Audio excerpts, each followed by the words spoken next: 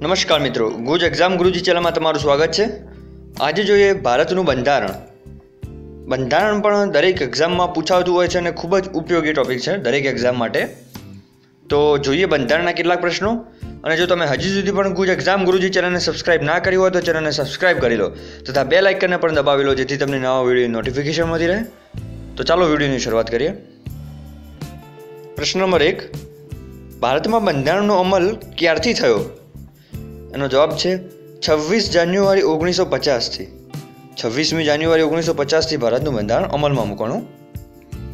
પ્રશ્ન નંબર 2, વિશ્વનું સૌથી મોટું લિખિત બંધારણ કયા દેશનું છે? એનો જવાબ છે ભારતનું।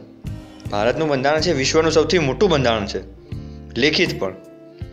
પ્રશ્ન નંબર 3, ભારતના બંધારણનો મૂળ સ્ત્રોત કોણ છે? એનો જવાબ છે ભારતના લોકો।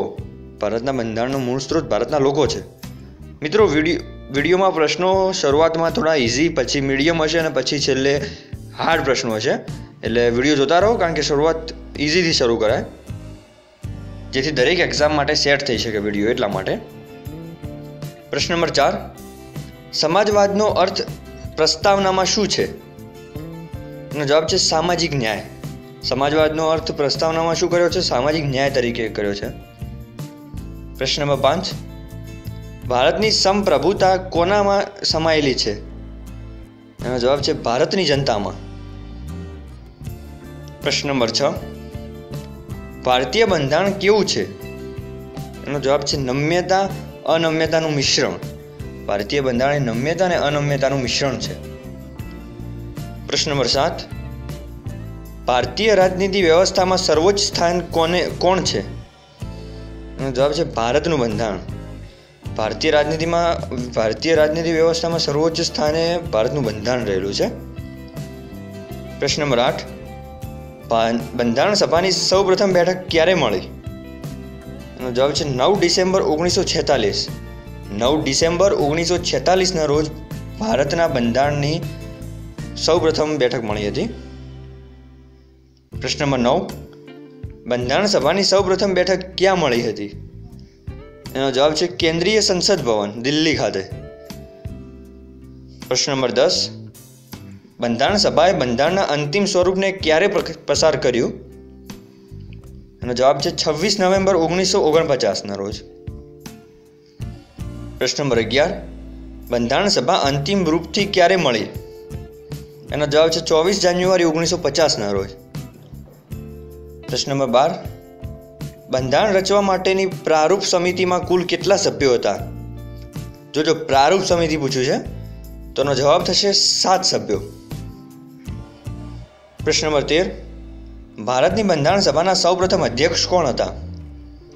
એનો જવાબ છે ડોક્ટર સચ્ચિદાનંદ સિન્હા। પ્રશ્ન નંબર 14, ભારતની બંધારણ સભાના સૌપ્રથમ ચૂંટાયેલા અધ્યક્ષ કોણ હતા? મિત્રો, આ બે પ્રશ્નો યાદ રાખજો।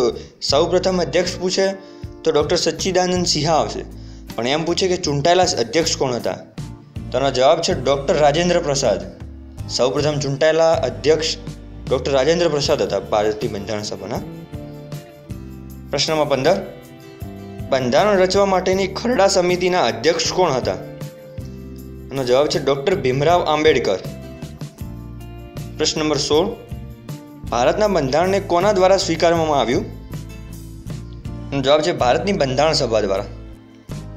પ્રશ્ન નંબર 17, કયા દિવસને કાયદા દિવસ તરીકે મનાવવામાં આવે છે?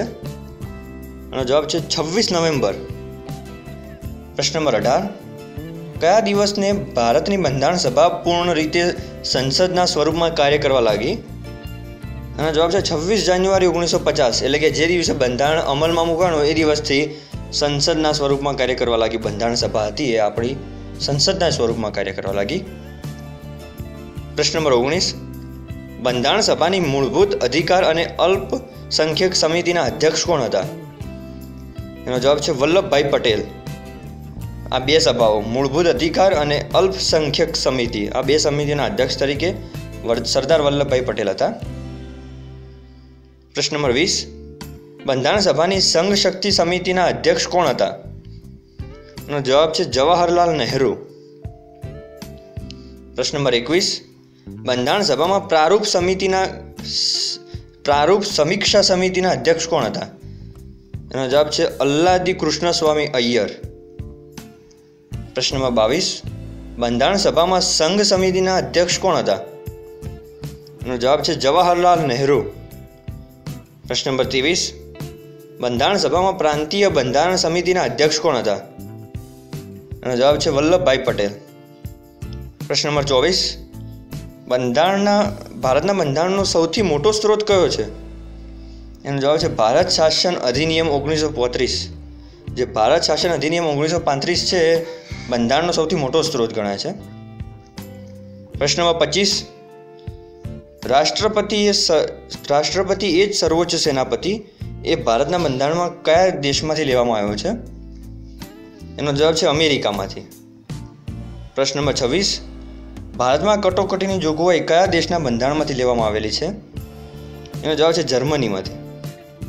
પ્રશ્ન નંબર 27, ભારતમાં રાજ્યસભાના સભ્યોની ચૂંટણી એ કયા દેશના બંધારણમાંથી લેવામાં આવેલ છે? એનો જવાબ છે દક્ષિણ આફ્રિકા. પ્રશ્ન નંબર 28, ભારતમાં કેન્દ્રનું સંઘાત્મક સ્વરૂપ એ કયા દેશ પાસેથી લેવામાં આવેલું છે? એનો જવાબ છે કેનેડા.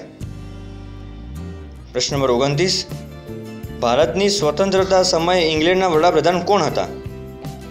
એનો જવાબ છે ક્લેમેન્ટ એટલી. ભારત જ્યારે આઝાદ થયું ત્યારે ઇંગ્લેન્ડના વડાપ્રધાન તરીકે ક્લેમેન્ટ એટલી હતા. પ્રશ્ન નંબર 30, ભારતની સ્વતંત્રતા સમયે ઇંગ્લેન્ડમાં કઈ પાર્ટીની સરકાર હતી? એનો જવાબ છે લેબર પાર્ટી. પ્રશ્ન નંબર 31, ડૉક્ટર ભીમરાવ આંબેડકર બંધારણમાં કયા પ્રાંતમાંથી ચૂંટાઈ આવ્યા હતા? એનો જવાબ છે પશ્ચિમ બંગાળમાંથી. પ્રશ્ન નંબર 32, બંધારણ સભામાં કયા દેશી રજવાડાના પ્રતિનિધિએ ભાગ લીધો ન હતો? એનો જવાબ છે હૈદરાબાદ. પ્રશ્ન નંબર 33, બંધારણ સભાની ચૂંટણી કયા વર્ષે સમાપ્ત થઈ?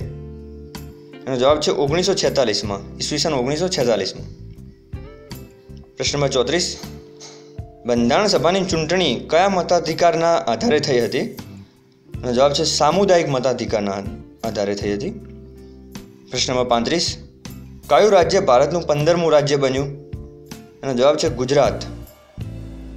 પ્રશ્ન નંબર 36, રાજ્ય પુનર્ગઠન આયોગની રચના ક્યારે કરવામાં આવી? એનો જવાબ છે ઈસવીસન 1953ના રોજ. પ્રશ્ન નંબર 37, અનુચ્છેદ 1 મુજબ ભારતના રાજ્ય ક્ષેત્રને કેટલા વિભાગમાં વહેંચવામાં આવ્યું છે? એનો જવાબ છે 3. પ્રશ્ન નંબર 38, રાજ્ય પુનર્ગઠન આયોગના અધ્યક્ષ કોણ હતા? એનો જવાબ છે જસ્ટિસ ફઝલ અલી. પ્રશ્ન નંબર 39, રાજ્ય પુનર્ગઠન આયોગ અધિનિયમ ક્યારે પસાર કરવામાં આવ્યો? એનો જવાબ છે 1956માં. પ્રશ્ન નંબર 40, ભારત સંઘમાં કોઈ નવા રાજ્યને સમાવિષ્ટ કરવાનો અધિકાર કોની પાસે છે? તો એનો જવાબ છે સંસદ પાસે. કોઈ નવું રાજ્ય સમાવિષ્ટ કરવું હોય ભારતમાં તો એનો અધિકાર ફક્ત સંસદ પાસે જ છે. મિત્રો, વિડીયો ગમ્યો તો લાઇક કરજો તથા અન્ય વિદ્યાર્થીઓને પણ શેર કરજો જેથી દરેકને ઉપયોગી બને. અને જો તમે હજી સુધી પણ ગુજ એક્ઝામ ગુરુજી ચેનલને સબસ્ક્રાઇબ ના કરી હોય તો ચેનલને સબસ્ક્રાઇબ કરી લો તથા બેલ આઇકનને પણ દબાવી લો જેથી તમને નવા વિડીયો નોટિફિકેશન મળતી રહે. વિડીયો જોવા બદલ આભાર. Thank you.